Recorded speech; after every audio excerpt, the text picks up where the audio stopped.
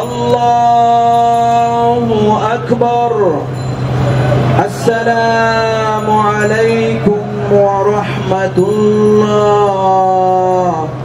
আসসালামু আলাইকুম ওয়া রাহমাতুল্লাহ।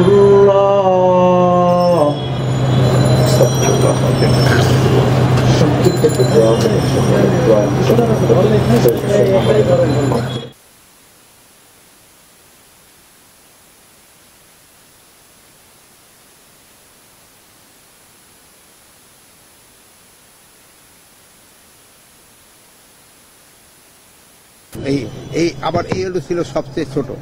এই ছিল সিলেটে তার পোস্টিং ছিল, কিছুদিন আগে সে ঢাকা পোস্টিং হয়ে আসছে। তাকে আনা হয়েছিল, কিন্তু সে খুবই ভালো ফাইটার ছিল, এই জন্য তারই কিন্তু স্পেশাল টিমের জন্য আনা হয়েছিল। তা আমরা সবাই তার জন্য দোয়া করব, আল্লাহ যেন তার কবর আযাব মাফ করেন, আল্লাহ যেন তার বেহেশত নসিব করেন। একটা প্রশ্ন উঠতেছে স্যার, যে যখন আগুন লাগে স্যার, ওই জায়গাটা নিরাপত্তা না দিয়ে স্যার ট্রাক কেন স্যার ওই আসতে গেল? একটা এটা ব্যর্থ কিনা, আর একটা স্যার হচ্ছে যে আগুন নেভাতে স্যার 6 ঘন্টার সময় কেন লাগলো? এটা মানে আমি বলবো যে এটা ব্যর্থতাই, যেহেতু ট্রাক ওখানে চলাচল করাটা উচিত ছিল না, বাট আমরা ট্রাক চালককে ধরে ফেলছি এবং তারা আমরা আইনের আওতায় অবশ্যই নিয়ে আসবো। আর একটা জিনিস হলো যে আগুনের নিবারণে কোনটা কতক্ষণ লাগবে এটা তো আমরা এইভাবে বলতে পারবো না, আগুনের উপরে নির্ভর করে এবং এই যে ফায়ার ফাইটার যে গাড়িগুলি যাওয়া এগুলির উপরে অনেক সময় নির্ভর করে, পানির সরবরাহের উপরে নির্ভর করে, প্লাস অনেক সময় অনেক ধরনের থাকে, প্রতিবন্ধকতা থাকে, ওইগুলির উপর নির্ভর করে।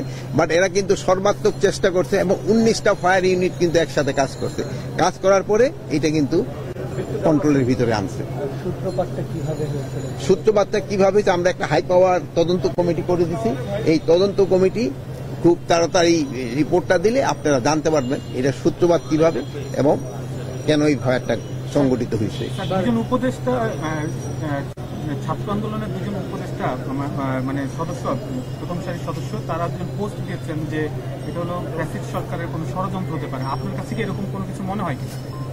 আমি ইনভেস্টিগেশনের আগে আমি কিছু বলতে পারবো না, যেহেতু আমরা এখান থেকে ক্যাবিনেট ডিভিশনের ইনভেস্টিগেশন টিম করে দিছে, ইনভেস্টিগেশনের পরে আমরা এটা আপনার বলতে পারবো। স্যার, সম্প্রতি তো স্যার স্বরাষ্ট্র মন্ত্রণালয় থেকে একটা প্রজ্ঞাপনও দেওয়া হচ্ছিল যেন সন্ধ্যা 5টার অফিস আওয়ারের পরে যেন স্বরাষ্ট্র সচিবালয় কেউ অবস্থান না করে। তারপরে ওই ধরনের ঘটনা এটার ভিতরে তো কেউ শিশুন তো 5টা পরে তো অবস্থা, এটা তো ঘটনাটা ঘটছে তো রাত সেই 1টার দিকে, ওই সময় তো ওই বিল্ডিং এ তো কেউ ছিল না। আপনারা জানেন ওইটা তো 3টা ফটো, 3টা ফটোকেই কিন্তু তালা দেওয়া ছিল, প্লাস প্রত্যেকটার যে প্রত্যেকটা ফ্লোরে যার যার মন্ত্রণালয় ওইটাও কিন্তু তালা দেওয়া থাকে, ওইগুলোও কিন্তু তালা দেওয়া ছিল। এটার ভিতরে কিন্তু একটা ফটো ভেঙে কিন্তু ফায়ার ফাইটাররা ভিতরে ঢুকছে। আপনি যেহেতু মন্ত্রণালয় এবং সংশ্লিষ্ট দপ্তরের প্রধান, স্যার সেই জায়গা থেকে আপনার কাছে জানার আগ্রহটা, স্যার প্রাথমিকভাবে আপনারা কোনো ক্লু পেয়েছেন? প্রাথমিকভাবে আমরা ধরেন ওই হয় কি প্রাথমিক ক্লু আমি আপনারা একটা বললাম, পড়া জায়গাতে ওইটা প্রমাণিত হল, এই জন্য আমার তরফ থেকে প্রমাণিত হওয়ার পরেও আমার মনে বলাটা ভালো, যেহেতু আমি যদি এখানে একটা বলি আপনার সাথে সাথে কিন্তু স্বরাষ্ট্র উদ্ধৃতি দেওয়া বলে ফেলবেন, কিন্তু আমি এই জন্য পুরাটা জানার পরে আমি বলবো। আর প্লাস এখানে ধরেন এক্সপার্ট ওপিনিয়নও দরকার হবে, এখানে কিন্তু আমরা এক্সপার্টও রাখছি, এখানে এক্সপার্ট ওপিনিয়নও দরকার হবে। আমরা তো ইন জেনারেল আমরা ই চোখে দেখতেছি, কিন্তু এক্সপার্ট ওপিনিয়নের দরকার হবে। অ্যাকচুয়াল কিভাবে ঘটলো এটা আমরা অবশ্যই আপনাদের জানাবো, আমরা অবশ্যই জানাই। এটা বলতে পারবো যে স্যার আমরা গণমাধ্যম কর্মীরা এখন পর্যন্ত কোনো সূত্রপাত সম্পর্কে কোনো কিছু জানতে পারিনি। আপনার গণমাধ্যম না পেলে আমরাও জানতে পারিনি, বলবেন যে আমিও তো জানতে পারিনি এখনো। আপনারা যদি জানেন তো আমরা বলতে পারেন, বাট আমি তো জানতে পারি নাই দেখে আপনারা বলতে পারতেছি না। সিসি ক্যামেরাগুলো কি সচল ছিল কিনা? এইগুলি সবকিছুই দেখা হচ্ছে, মানে সবকটা তো আর সচল ছিল না, 2-4টা তো হয়তো সচল পাওয়া যাবে, কিন্তু এরা তো কাজ করছে। আপনি ধরেন যে সেই সময় তো যেসব কাজ করে সেই সময় তো এইগুলি অত আগে হলো আগুনটা নিবানোর লোক নেই, সেই সময় সিসি ক্যামেরাটা কাজ করে কি করে না ওইটার দিকে আর খেয়াল তো রাখা হয় না, এই দিকে তো খেয়াল রাখবে। আমি এই বিচার তো অবশ্যই হবে।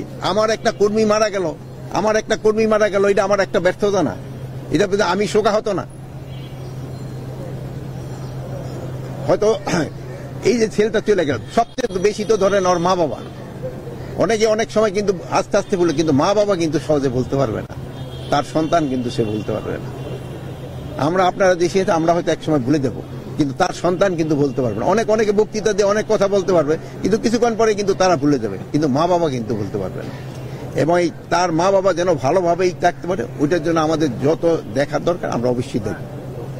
আচ্ছা, ভালো থাকেন, দোয়া করবেন ওর জন্য, আপনারা দোয়া করবেন যেন আল্লাহ ওর কবর আজা মাফ করে, আল্লাহ যেন ওর বেহেশত নসিব করে।